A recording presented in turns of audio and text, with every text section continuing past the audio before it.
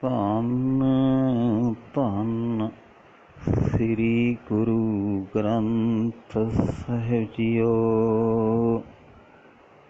ਅੰਗ 142 ਮਹਿਲਾ ਪਹਿਲਾ ਭਾਰ 18 ਮੇਵਾ ਹੋਵੈ ਗਰੂੜਾ ਹੋਏ ਸੁਆਓ। ਜੇ ਸਾਰੀ ਬਨਸਪਤੀ ਮੇਵਾ ਬਣ ਜਾਏ ਜਿਸ ਦਾ ਸਵਾਦ ਬਹੁਤ ਰਸੀਲਾ ਹੋਵੇ। ਚੰਦ ਸੂਰਜ ਦੋਏ ਫਿਰਦੇ ਰਖੀਐ ਨਿਸ਼ਚਲ ਹੋਵੈ ਥਾਓ। ਜੇ ਮੇਰੀ ਰਹਿਣ ਦੀ ਥਾਂ ਅਟੱਲ ਹੋ ਜਾਏ ਤੇ ਚੰਦ ਤੇ ਸੂਰਜ ਦੋਵੇਂ ਮੇਰੀ ਰਹਿਸ਼ ਦੀ ਸੇਵਾ ਕਰਨ ਲਈ ਸੇਵਾ ਤੇ ਲਾਏ ਜਾਣ। ਪੀ ਤੂੰ ਹੈ ਸਲਾਹਣਾ ਆਖਣ ਲਹੇ ਨਾ ਚਾਓ। ਤਾਂ ਪੀਹੇ ਪ੍ਰਭੂ ਮੈਂ ਇਹਨਾਂ ਵਿੱਚ ਨਾ ਫਸਾਂ ਤੇ ਤੇਰੀ ਹੀ ਸਿਫਤ ਸਲਾਹ ਕਰਾਂ। ਤੇਰੀ ਵਡਿਆਈ ਕਰਨ ਦਾ ਮੇਰਾ ਚਾਓ ਮੁੱਕ ਨਾ ਜਾਏ। ਮਹਿਲਾ ਪਹਿਲਾ ਜੇ ਦੇ ਹੈ ਦੁੱਖ ਸਲਾਹੀਐ ਪਾਪ ਕਰੈ ਦੋਏ ਰਹੋ। ਜੇ ਦੇ ਹੈ ਦੁੱਖ ਲਾਈਐ ਪਾਪ ਕਰਹਿ ਦੋਹੇ ਰਹਾ। ਜੇ ਮੇਰੇ ਸਰੀਰ ਨੂੰ ਦੁੱਖ ਲੱਗ ਜਾਏ ਦੋਵੇਂ ਮਨ ਹੂਸ਼ ਤਾਰੇ ਰਾਹੂ ਤੇ ਕੇਤੂ ਮੇਰੇ ਲਾਗੂ ਹੋ ਜਾਣ। ਰਤ ਪੀਣੇ ਰਾਜੇ ਸਿਰੇ ਉੱਪਰ ਰਖੀਐ ਏ ਵੈ ਜਾਪੈ ਭਾਉ। ਜ਼ਾਲਮ ਰਾਜੇ ਮੇਰੇ ਸਿਰ ਉੱਤੇ ਹੋਣ ਜੇ ਤੇਰਾ ਪਿਆਰ ਇਸੇ ਤਰ੍ਹਾਂ ਭਾਵ ਇਹਨਾਂ ਦੁੱਖਾਂ ਦੀ ਸ਼ਕਲ ਵਿੱਚ ਵੀ ਮੇਰੇ ਉੱਤੇ ਪ੍ਰਗਟ ਹੋਵੇ। ਵੀ ਤੂੰ ਹੈ ਸਲਾਹਨਾ ਆਖਣ ਲਹੇ ਨਾ ਚਾਓ। ਤਾਂ ਵੀ ਇਹ ਪ੍ਰਭੂ ਮੈਂ ਇਸ ਤੋਂ ਘਬਰਾ ਕੇ ਤੈਨੂੰ ਵਿਸਾਰ ਨਾ ਦਿਆਂ। ਤੇਰੀ ਹੀ ਸਿਫਤ ਸਲਾਹ ਕਰਾਂ ਤੇਰੀ ਵਡਿਆਈ ਕਰਨ ਦਾ ਮੇਰਾ ਚਾਓ ਨਾ ਮੁੱਕ ਜਾਏ। ਮਹੱਲਾ ਪਹਿਲਾ ਅੱਗੀ ਪਾਲਾ ਕੱਪੜ ਹੋਵੈ ਖਾਣਾ ਹੋਵੈ ਬਾਓ।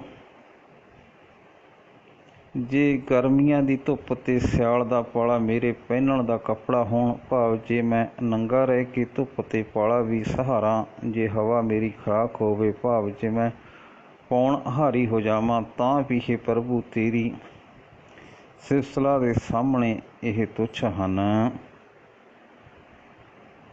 ਸੁਰਗੇ ਦੀਆਂ ਮੋਹਣੀਆਂ ਇਸਤਰੀਆਂ ਹੋਵਣ ਨਾਨਕ ਸਭੋ ਜਾਓ। ਜੇ ਸੁਰਗ ਦੀਆਂ ਅਫਸਰਾਂ ਵੀ ਮੇਰੇ ਘਰ ਵਿੱਚ ਹੋਣ ਤਾਂ ਵੀ ਇਹ ਨਾਨਕ ਇਹ ਤਾਂ ਨਾਸਵੰਤ ਹਨ। ਵੀ ਤੂੰ ਹੈ ਸਲਾਹਣਾ ਆਖਣ ਲਹੇ ਨਾ ਚਾਓ। ਇਹਨਾਂ ਦੇ ਮੋਹ ਵਿੱਚ ਫਸ ਕੇ ਮੈਂ ਤੈਨੂੰ ਨਾ ਵਿਸਾਰਾਂ ਤੇਰੀ ਹੀ ਸਿਫਤ ਸਲਾਹ ਕਰਦਾ ਰਹਾਂ। ਤੇਰੀ ਵਡਿਆਈ ਕਰਨ ਦਾ ਮੇਰਾ ਚਾਓ ਨਾ ਮੁੱਕੇ। ਪਬੜੀ ਬਦ ਫੈਲੀ ਗੈਬਾਨਾ ਖਸਮ ਨਾ ਜਾਣੀ। ਜੋ ਮਨੁੱਖ ਲੁਕ ਕੇ ਪਾਪ ਕਮਾਉਂਦਾ ਹੈ ਤੇ ਮਾਲਕ ਨੂੰ ਹਰ ਥਾਂ ਹਾਜ਼ਰ ਨਾਜ਼ਰ ਨਹੀਂ ਸਮਝਦਾ ਸੋ ਕਹੀਐ ਦੀਵਾਨਾ ਆਪ ਨਾ ਪਛਾਣਈ। ਉਸ ਨੂੰ ਪਾਗਲ ਕਹਿਣਾ ਚਾਹੀਦਾ ਹੈ, ਉਹ ਆਪਣੇ ਅਸਲ ਨੂੰ ਪਛਾਣਦਾ ਨਹੀਂ। ਕਲੈ ਬੁਰੀ ਸੰਸਾਰ ਬਾਧੇ ਖਪੀਐ। ਜਗਤ ਵਿੱਚ ਵਿਕਾਰਾਂ ਦੀ ਵਿਖਾਦ ਐਸੀ ਚੰਦਰੀ ਹੈ। ਵਿਕਾਰ ਇਸ ਪਿਆ ਮਨੁੱਖ ਵਿਕਾਰਾਂ ਦੇ ਝਮੇਲੇ ਵਿੱਚ ਹੀ ਖਪਦਾ ਰਹਿੰਦਾ ਹੈ। ਬਿਨ ਨਾਵੈ ਵਿਕਾਰ ਭਰਮੇ ਪੱਚੀਐ।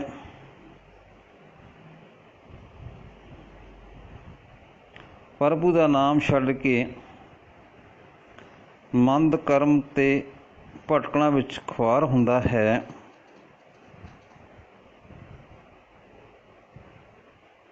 ਰਾਹ ਦੋਵੇ ਇੱਕ ਜਾਣੇ ਕੋਈ ਸਿਜਸੀ। ਮਨੁੱਖਾ ਜੀਵ ਦੇ ਦੋ ਰਸਤੇ ਹਨ, ਮਾਇਆ ਦੇ ਨਾਮ ਇਹ ਜੀਵਨ ਵਿੱਚ ਉਹੀ ਕਾਮਯਾਬ ਹੁੰਦਾ ਹੈ ਜੋ ਦੋਹਾਂ ਰਸਤਿਆਂ ਵਿੱਚੋਂ ਇੱਕ ਪਰਮਾਤਮਾ ਨੂੰ ਚੇਤੇ ਰੱਖਦਾ ਹੈ।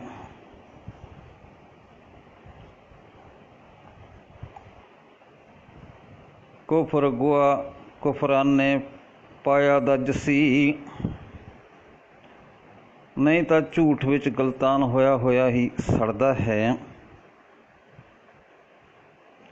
ਸਭ ਦੁਨੀਆ ਸੁਹਾਨ ਸੱਚ ਸਮਾਈਐ।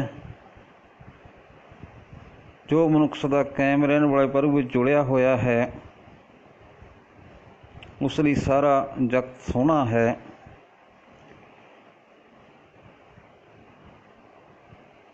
ਸਿੱਜਾ ਦਰ ਦੀਵਾਨ ਆਪ ਗਵਾਈਐ।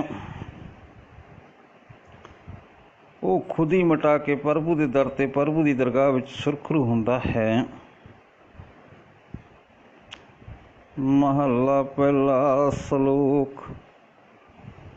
ਸੋ ਜੀਵਿਆ ਜਿਸ ਮਨ ਵਸਿਆ ਸੋਏ।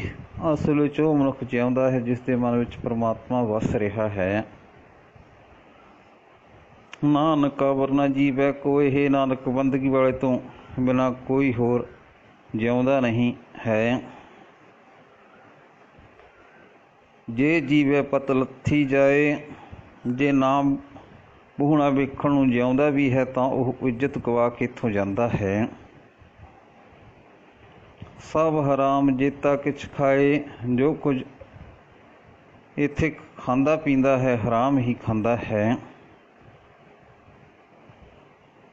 ਰਾਜ ਰੰਗ ਮਾਲ ਰੰਗ, ਰੰਗ ਰਤਾ ਨੱਚੈ ਨੰਗ। ਜਿਸ ਮਨੁੱਖ ਦਾ ਰਾਜ ਵਿੱਚ ਪਿਆਰ ਹੈ, ਮਾਲ ਵਿੱਚ ਮੋਹ ਹੈ, ਉਹ ਇਸ ਮੋਹ ਵਿੱਚ ਮਸਤਿਆ ਹੋਇਆ ਬੇਸ਼ਰਮ ਹੋ ਕੇ ਨੱਚਦਾ ਹੈ, ਭਾਵ ਮੱਚਦਾ ਹੈ, ਆਕੜਦਾ ਹੈ। ਨਾਨਕ ਠੱਗਿਆ ਮੂਠਾ ਜਾਏ। ਇਹ ਨਾਨਕ, ਉਹ ਮਨੁੱਖ ਠੱਗਿਆ ਜਾ ਰਿਹਾ ਹੈ, ਲੁੱਟਿਆ ਜਾ ਰਿਹਾ ਹੈ। ਬਿਨ ਨਾਵੇ ਪਤ ਗਿਆ ਗਵਾਏ। ਪ੍ਰਭੂ ਦੇ ਨਾਮ ਤੋਂ ਸੱਖਣਾ ਇੱਜ਼ਤ ਗਵਾ ਕੇ ਇੱਥੋਂ ਜਾਂਦਾ ਹੈ। ਮਹੱਲਾ ਪਹਿਲਾ।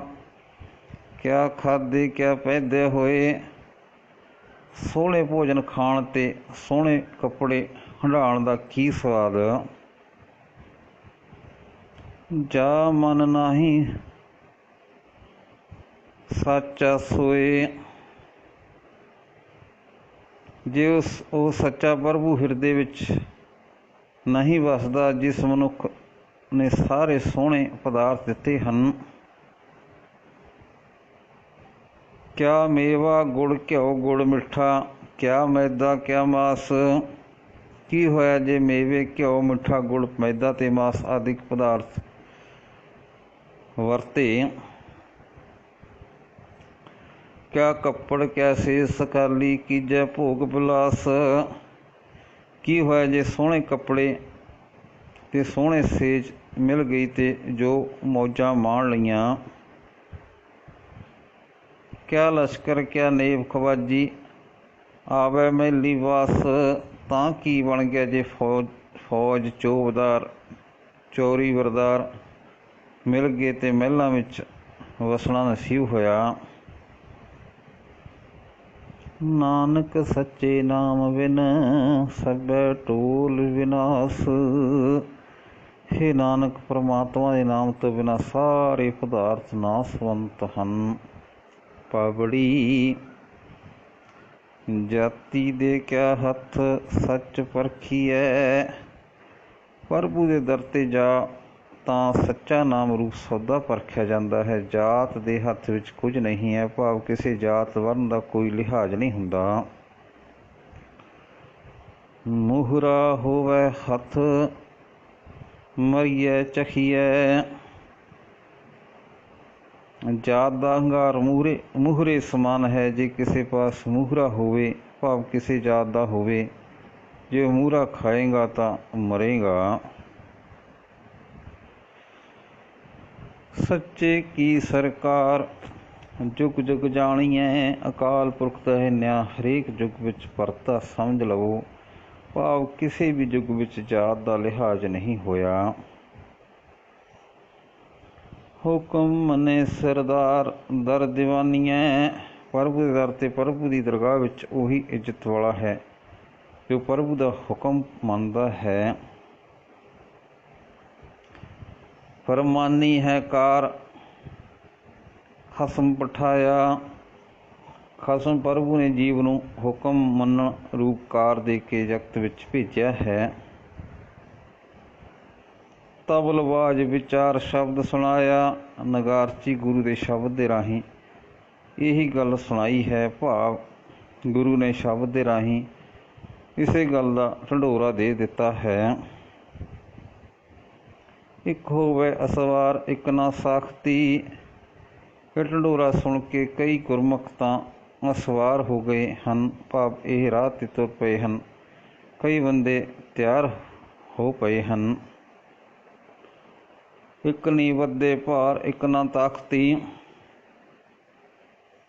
ਕਈਆਂ ਨੇ ਅਸਵਾਬ ਲੱਦ ਲਿਆ ਹੈ ਅਤੇ ਕਈ ਛੇਤੀ ਦੌੜ ਪਏ ਹਨ। ਮਹੱਲਾ ਪਹਿਲਾ। ਜਾ ਪੱਕਾ ਤਾਂ ਕੱਟਿਆ ਰਹੀ ਸੋ ਪੱਲਰਵਾੜ। ਜਦੋਂ ਕਣਕ ਆਦਿ ਫਸਲ ਦਾ ਬੂਟਾ ਪੱਕ ਜਾਂਦਾ ਹੈ ਤਾਂ ਉਦੋਂ ਉੱਤੋਂ ਵੱਢ ਲੈਂਦਾ ਹੈ। ਕਣਕ ਦੀ ਨਾੜ ਅਤੇ ਪੈਲੀ ਦੀ ਵਾੜ ਪਿੱਛੇ ਰਹਿ ਜਾਂਦੀ ਹੈ। ਸੰਨ ਕਿਸਾਰਾ ਚੱਥਿਆ ਕਣ ਲਿਆ ਤਨ ਝਾੜ। ਇਸ ਨੂੰ ਛਿੱਟਿਆਂ ਸਮੇਤ ਘਾਹ ਲੈਂਦਾ ਹੈ ਅਤੇ ਬੋਲ ਉਡਾ ਕੇ ਦਾਣੇ ਕੱਢ ਲੈਂਦੇ ਹਨ। ਦੋਏ ਪੁੜ ਚੱਕੀ ਜੋੜ ਕੇ ਪੀਸਣ ਆਏ ਬਹਿਠ। ਚੱਕੀ ਦੇ ਦੋਵੇਂ ਪੁੜ ਰੱਖ ਕੇ ਇਹਨਾਂ ਦਾਣਿਆਂ ਨੂੰ ਪੀਣ ਲਈ ਪ੍ਰਾਣੀ ਆ ਬੈਠਦਾ ਹੈ। ਜੋ ਦਰ ਰਹੇ ਸੋ ਬਰੇ ਨਾਨਕ ਅਜਬ ਡਿੱਠ। ਪਰ ਹੇ ਨਾਨਕ ਇੱਕ ਅਚਰਜ ਤਮਾਸ਼ਾ ਵੇਖਿਆ। ਜੋ ਦਾਣੇ ਚੱਕੀ ਦੇ ਦਰ ਦੇ ਭਾਵ ਕਿੱਲੀ ਦੇ ਨੇੜੇ ਰਹਿੰਦੇ ਹਨ ਉਹ ਪੀਸਣੋਂ ਬਚ ਜਾਂਦੇ ਹਨ। ਜਿਵੇਂ ਇਸੇ ਤਰ੍ਹਾਂ ਜੋ ਮਨੁੱਖ ਪ੍ਰਭੂ ਦੇ ਦਰ 'ਤੇ ਰਹਿੰਦਾ ਹਨ ਉਹਨਾਂ ਨੂੰ ਜਗਤ ਦੇ ਵਿਕਾਰ ਪੋਹ ਨਹੀਂ ਸਕਦੇ। ਮਹੱਲਾ ਪਹਿਲਾ। ਵੇਖ ਜੇ ਮਿੱਠਾ ਕੱਟਿਆ ਕੱਟ ਕੁੱਟ ਵੱਧਾ ਪਾਏ। ਵੇਖ ਕੇ ਗੰਨਾ ਵੱਢੀਦਾ ਹੈ ਛਿਲ ਕੇ ਰੱਸੀ ਪਾ ਕੇ ਬੰਨ੍ਹ ਲੈਂਦਾ ਹੈ। ਭਾਵ ਭਰੀਆਂ ਬੰਨ੍ਹ ਲੈਂਦੀਆਂ ਹਨ। ਖੁੰਡਾ ਅੰਦਰ ਰੱਖ ਕੇ ਦੇਨ ਸੂ ਮੱਲ ਸਜਾਏ। ਫਿਰ ਵੇਲਣੇ ਦੀਆਂ ਲੱਠਾਂ ਵਿੱਚ ਰੱਖ ਕੇ ਭਲਵਾਨ ਭਾਵ ਜ਼ਿਮੀਂਦਾਰ ਇਸ ਨੂੰ ਮਾਨੋ ਸਜ਼ਾ ਦਿੰਦੇ ਹਨ। ਭਾਵ ਪੀੜਦੇ ਹਨ। ਰਸ ਕਸ ਟੁੱਟਰ ਪਾਈਐ ਤਪੈ ਤੈ ਵਿਰਲਾਏ। ਸਾਰੀ ਰੋਹ ਕੜਾਹੇ ਵਿੱਚ ਪਾ ਲੈਂਦੀ ਹੈ। ਅੱਗ ਦੇ ਸੇਕ ਨਾਲ ਇਹ ਰੋਹ ਕੜਦੀ ਹੈ ਅਤੇ ਮਾਨੋ ਵਿਲਕਦੀ ਹੈ। ਭੀ ਸੋ ਫੋਗ ਸੰਭਾਲੀਐ ਦੀਚੈ ਅੱਗ ਜਲਾਏ। ਗੰਨੇ ਦਾ ਉਹ ਫੋਗ ਚੂਰਾ ਵੀ ਸਾਂਭ ਲੈਂਦਾ ਹੈ ਅਤੇ ਸੁਕਾ ਕੇ ਕੜਾਹੇ ਹੇਠ ਅੱਗ ਵਿੱਚ ਸਾੜ ਦੇਈਦਾ ਹੈ। ਨਾਨਕ ਮਿੱਠੇ ਪੱਤਰਿਆਂ ਵੇਖੋ ਲੋਕਾਂ ਆਏ। ਨਾਨਕ ਆਖਦਾ ਹੈ ਕਿ ਇਹ ਲੋਕੋ ਆ ਕੇ ਗੰਨੇ ਦਾ ਹਾਲ ਵੇਖੋ। ਮਿੱਠੇ ਦੇ ਕਾਰਨ ਮਾਇਆ ਦੀ ਮਿਠਾਸ ਦੇ ਮੋਹ ਦੇ ਕਾਰਨ ਗੰਨੇ ਵਾਂਗ ਇਉਂ ਹੀ ਖੁਆਰ ਹੋਈਦਾ ਹੈ। ਵਾਹਿਗੁਰੂ ਜੀ ਕਾ ਖਾਲਸਾ ਵਾਹਿਗੁਰੂ ਜੀ ਕੀ ਫਤਿਹ।